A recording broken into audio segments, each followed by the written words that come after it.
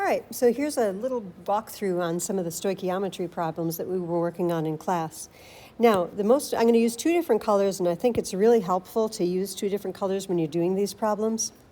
So this is very similar to doing factor label problems. Well, the first thing we're going to do is pull out the known. In this case, I've got a amount, I've got a unit, and I've got our substance. And then I'm going to look and I'm going to find my unknown. Well, here I've just got a unit and a substance, so that's my unknown. So I'm going to go ahead and pull the information out for my known. So the given substance is going to be KClO3. The given unit is grams. The given amount was 6.2.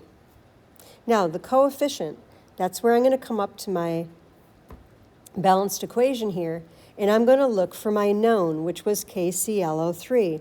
And I'm going to put a box around my coefficient. That's going to be how many moles of KClO3. So my coefficient here is going to be 2. Now I'm going to switch colors, and I'm going to go for my unknown, or the final substance.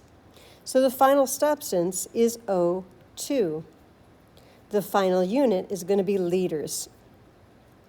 The final coefficient, I'm going to go up into my formula here, or my chemical equation, and I'm going to look for the unknown, and I'm going to put a box around its coefficient. And what I've done here is I've got a bridge that goes from my known to my unknown. I have to have a bridge because I can't go directly from one to the other one. You can see that the coefficients are different. I've got a 2 in front of one and a 3 in front of the other one. So it's not a 1-to-1 ratio. I need to convert these. So my coefficient for the final substance was 3. Whoops, let me write it in the correct color. So now I'm not going to worry about doing these. I'm just going to go ahead and start my factor label problem. In a factor label problem, the first thing you always put in the first box is my known. And I'm going to write the whole known, which is 6.2, and then the unit, grams, and then the substance, KClO3. Now, remember in doing factor label problems, whatever unit and substance I've got here is going to go in the bottom of the next box. So grams of KClO3 is going to go down here. Now I'm going to use my reference table. And I'm going to go to the bottom of the reference table and look for those gram conversions, or those molar conversions. And I'm going to find the one that has grams. When you look, it's going to see molar mass, and then it's got 1 mole on the top. So 1 mole of KClO3. Now, it says molar mass, so that means I need to grab my periodic table, and I need to calculate the molar mass. As a reminder, calculating the molar mass, I'm going to go ahead and pause this and calculate it, and so you can see the work you need to show. All right, when you calculate the molar mass, you can see I've got it here. Of course, you'd have to multiply the 3 times 16, but then you're adding all those things together, and I'm going to get a molar mass of 122.55 grams of KClO3 per 1 mole of KClO3. Now I'm ready to continue along. So if I've got moles of KClO3 on the top, I'm going to need to have mole of KClO3 on the bottom. But now I'm ready, I can use that bridge. I can go from this over to my unknown. So remember, those coefficients stand for moles. So I have 2 moles of KClO3. And now I'm going to switch, I'm crossing the bridge to my unknown, to 3 moles of O2.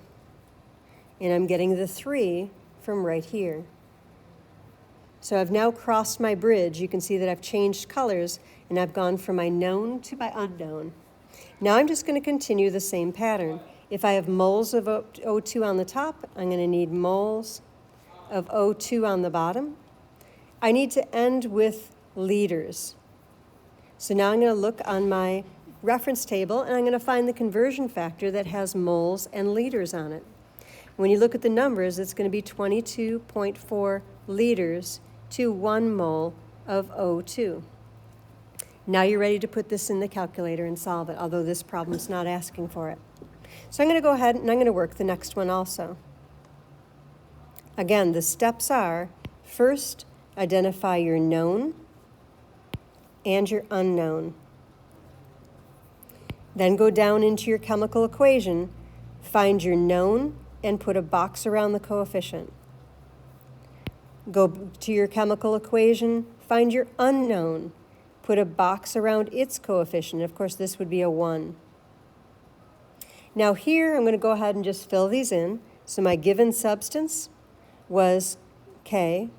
The given unit was grams. The given amount, 148.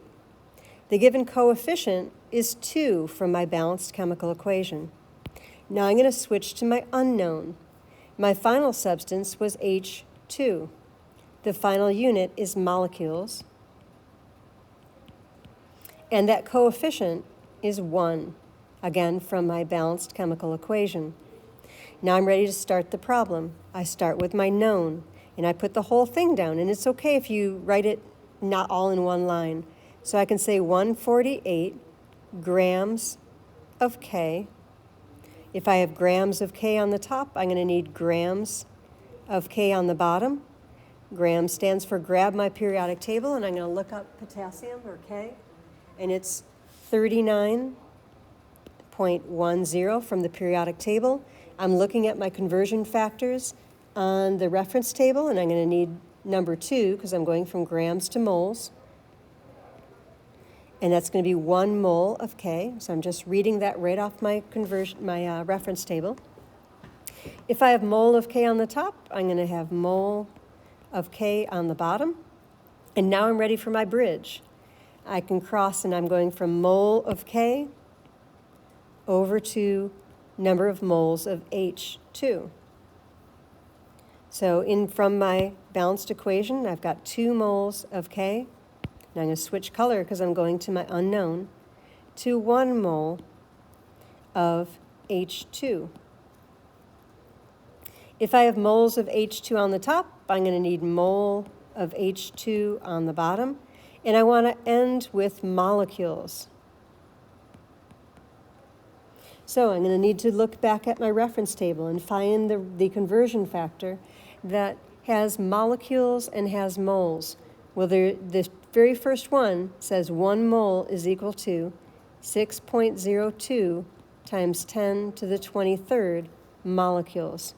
And that's going to be of H2. So I'm going to pause this and go ahead and switch to the next page.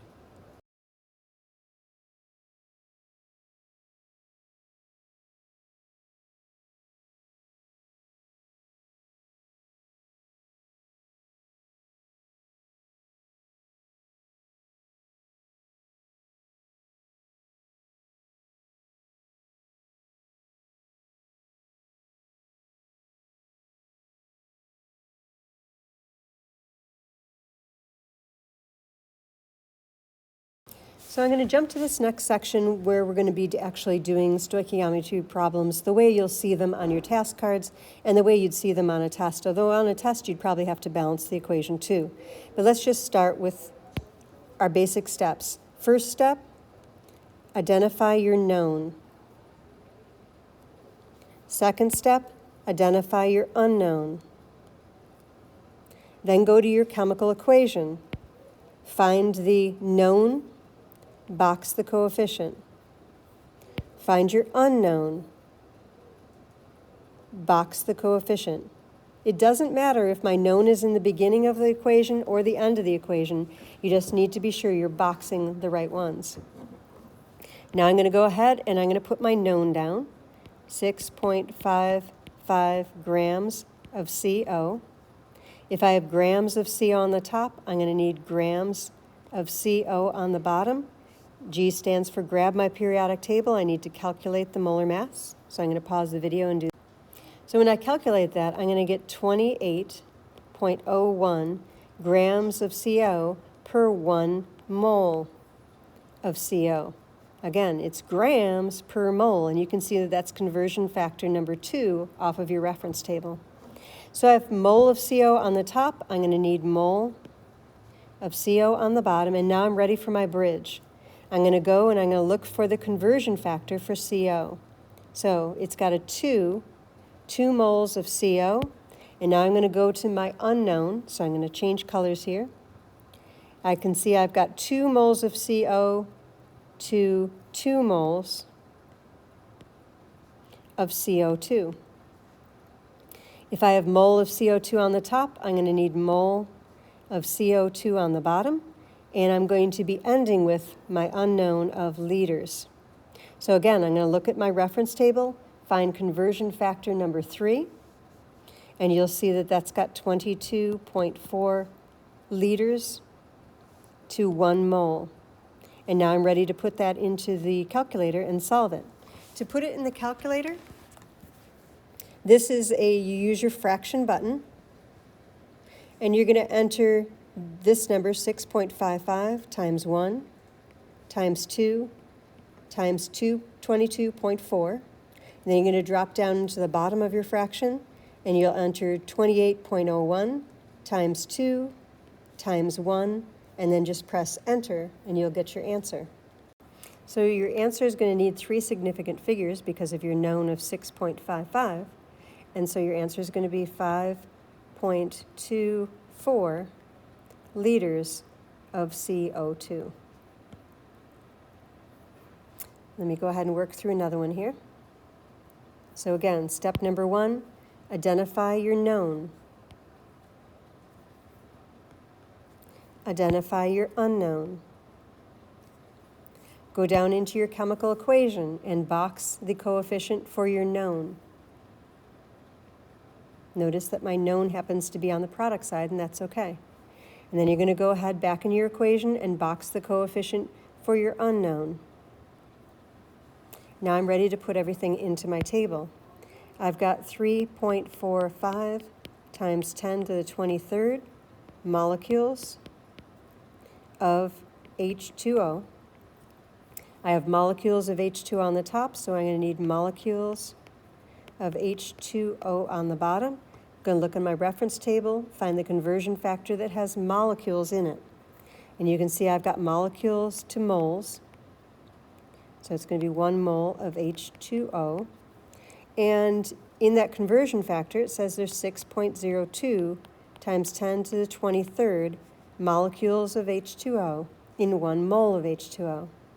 If I've got mole of H2O on the top, I'm going to need mole of H2O on the bottom. And now I'm ready to cross my bridge from my known to my unknown. I have 3 moles of H2O in my equation. My unknown, there are 2 moles of NH3 from my equation. If I have moles of NH3 on the top, I'm going to need moles of NH3 on the bottom, and I want to end with grams. So that means I need to grab my periodic table, and I'm going to be using conversion factor from the reference table, number 2. So 1 mole is equal to, now I got to calculate my molar mass. So we have 1 nitrogen, 14.01. Hydrogen, we've got 3 of them, and that's 1.01, which is going to equal, let me just move this over, 3.03. Add these together, and I'm going to get a 4, a 0, so 17.04. 17.04 grams of NH3. Put it in the calculator. So I'm going to use my fraction button. And I'm going to say 3.45 times 10 to the 23rd times 1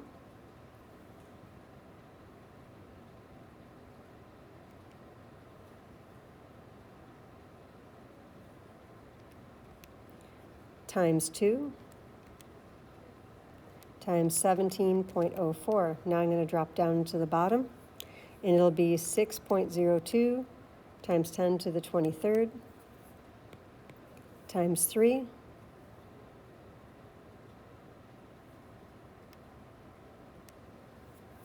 times 1. and put that in the calculator. And I'm going to need 3 significant figures because of my 3.45 times 10 to the 23rd. And the correct answer is going to be 6.51. And that's going to be grams of NH3. So the things with these problems is you need to make sure that you are identifying your knowns and your unknowns, and that you're using a bridge to go from your known to your unknown. I hope you found this helpful.